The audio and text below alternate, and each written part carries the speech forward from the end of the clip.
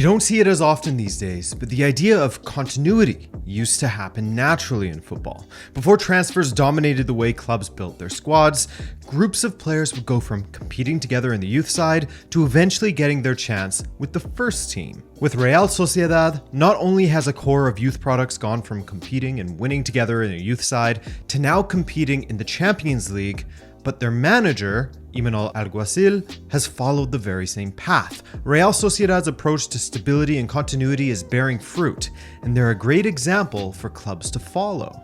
Hey guys, I'm Adrian and welcome to Rabona TV. I'm very excited to collaborate with Real Sociedad for this video. Longtime subscribers will know how much this means to me. Life is weird, man. And representing the club for this video, Martin Artolin, lifetime supporter, basically a club historian, and now the current head of digital strategy at Real Sociedad. In working with Real Sociedad, they have a gift for you guys. For all of our subscribers in the USA and Canada, be sure to enter our draw for a signed Real Sociedad kit, signed by none other than legendary Spanish midfielder David Silva. Yes, Mr. Pausa himself has signed a kit that you guys could win. Lucky, I wish I had access to that, but hey, just follow the link in the description for your chance to win this great prize. Real Sociedad, hailing from San Sebastian in the Basque region of Spain, was founded back in 1909. This year, they're turning 114 years old. And in that 114 years of history, they spent most of their time in the top flight, only having a couple of stints in the Segunda. When it comes to the all-time La Liga table, La Real, as they're affectionately called, sits in 8th. Truly a piece of Spanish football heritage. As a founding member of La Liga, Sociedad finished in 4th place in the first ever La Liga season. They've won the league twice, and they did so back-to-back in the early 80s under legendary player turned coach Alberto Ormezia. As a player, he represented Real Sociedad over 230 times, helping them win the Segunda División in the 60s. As a coach, in the 1980-81 season, he guided them to their first ever La Liga title, finishing ahead of Real Madrid on head-to-head results. In the following season, it went down to the final match day, but La Real got the result they needed to finish 2 points ahead of FC Barcelona and retain their title. They haven't won another league title since. However, no matter the league they are playing in, top flight or one of their short stints in the second division, whether they are finishing mid-table or near the top, the support for La Real is always high from the San Sebastian locals. Well, it's probably one of the brands and one of the reasons that joins us the most. I mean, it's a central brand here in the territory and it makes people unite. Something that I think is very particular, that we are the club that joins the most people in the stadium according to the number of people living in the region.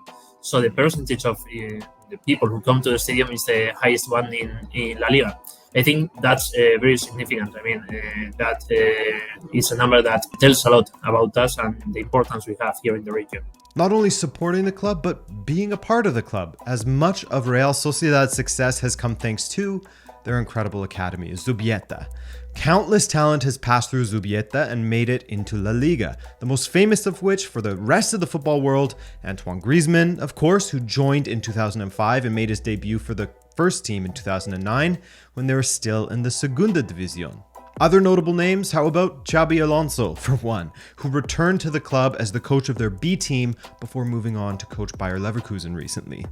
Shiki Begiristain, current director of football at Manchester City, is also a notable graduate, as is Asier Yaramendi, who recently left the club, Inigo Martinez, Mikel Oyarzabal, Martin Zubimendi, one of the most sought-after La Liga talents, and on the list goes. I think Zubieta is the main reason of the success for Real Sociedad. We are one of the clubs that play in La Liga in Europe with most players who have been in our academy, and there are some characteristics that make our club unique in the formation process of the club. Some of those techniques, without divulging all of their secrets of course, are things like each academy player having a guaranteed amount of minutes per season until they turn 16 years old, ensuring that you have spent at least 2 years within Zubieta and learning their ways before getting first team minutes, and so on and so forth. All of these things to help guarantee that young talent has the best chance possible at making it as a professional footballer.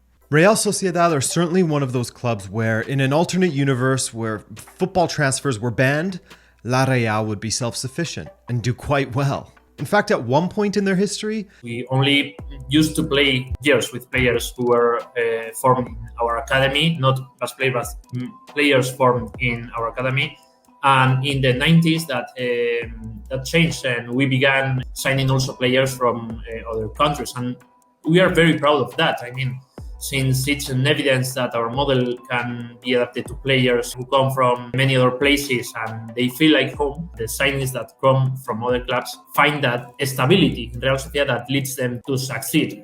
We have some cases of players whose best version came up once they joined Zubieta. Obviously, Takefusa Kubo is the last case, but we can also talk about Martin Odegaard, Alex Isak, Carlos Vela, Nihat, Kovacic, and so many others that have been in that situation too. Yeah.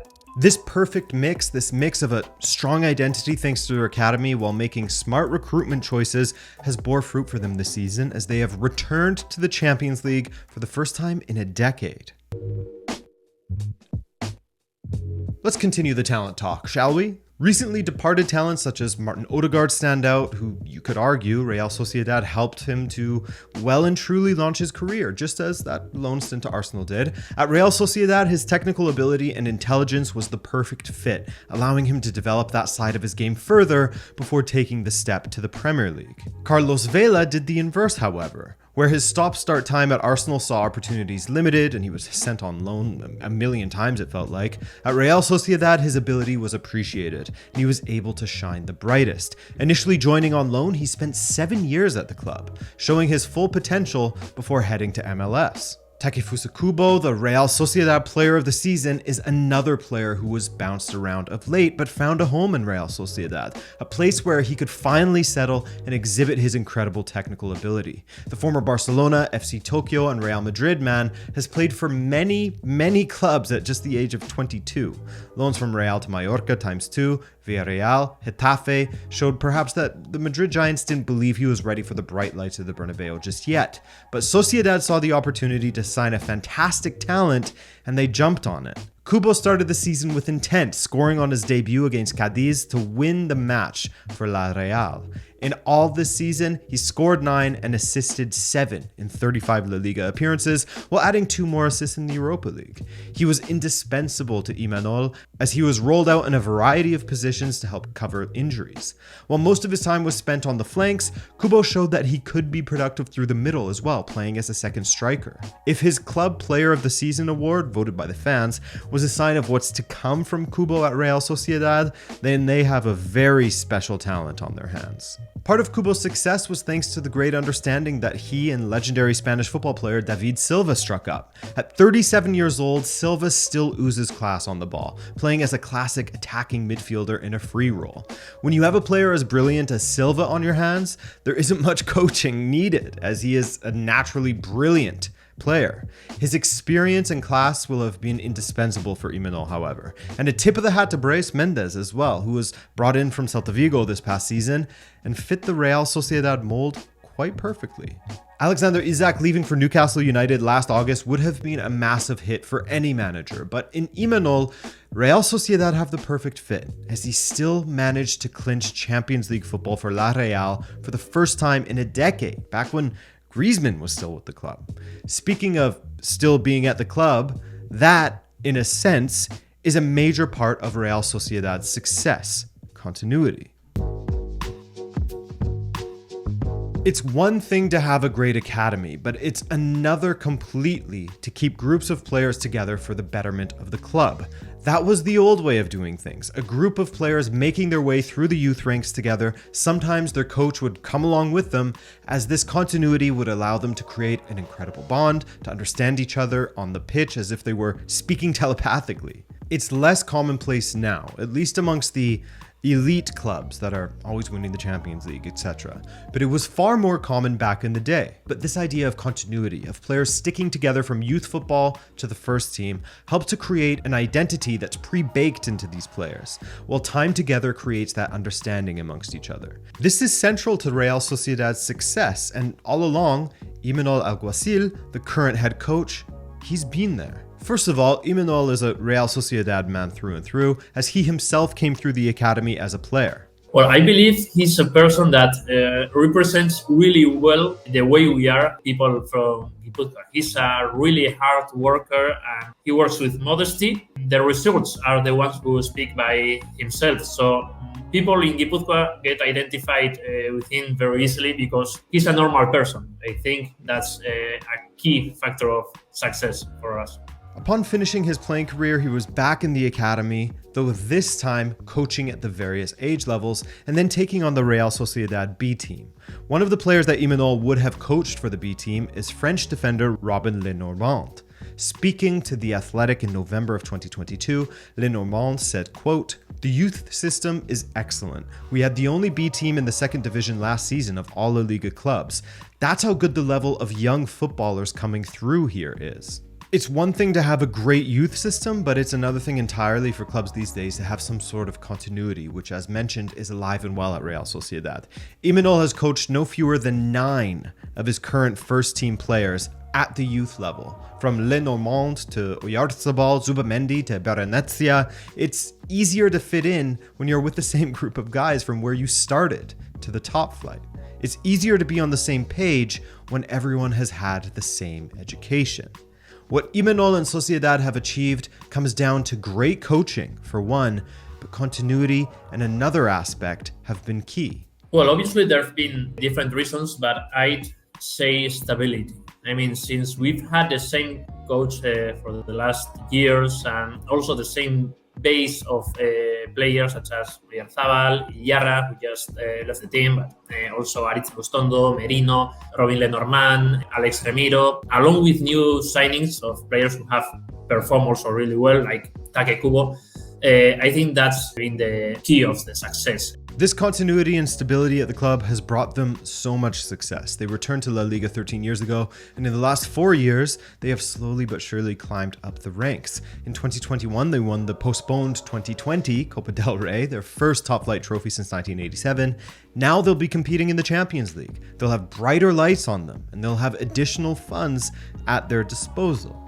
But considering continuity and sticking to their principles of complementing their homegrown talent with some choice talents from outside of the club has brought them to where they are, it can be tempting for clubs to spend their newfound riches from the Champions League and deviate from what made them great. So I had to ask Martin about this. Despite the brighter lights and access that the Champions League brings, will their identity stick? Yeah, sure. That's what makes us unique. And if we lose that, we wouldn't be ourselves. So, yeah, obviously, we believe that our better performance in the European competition too will come through that stability and through working in the best way as possible as we've been working for the last few years. So, yeah, absolutely. I'd say that's the key. Real Sociedad are a breath of fresh air in Spanish football, a true success story of sticking to your principles, sticking together and being patient. Now they get to show that off while rubbing shoulders with the top clubs on the continent. Thanks to Martin and Real Sociedad for collaborating with me on this video. That really was a dream. Like I said, longtime watchers of the channel will remember me referring to Real Sociedad as the future champs back in the day. So it's great to see them get this success. Anyways, guys, be sure to enter the draw for that David Silva signed kit. But beyond that, have a great day. Ciao.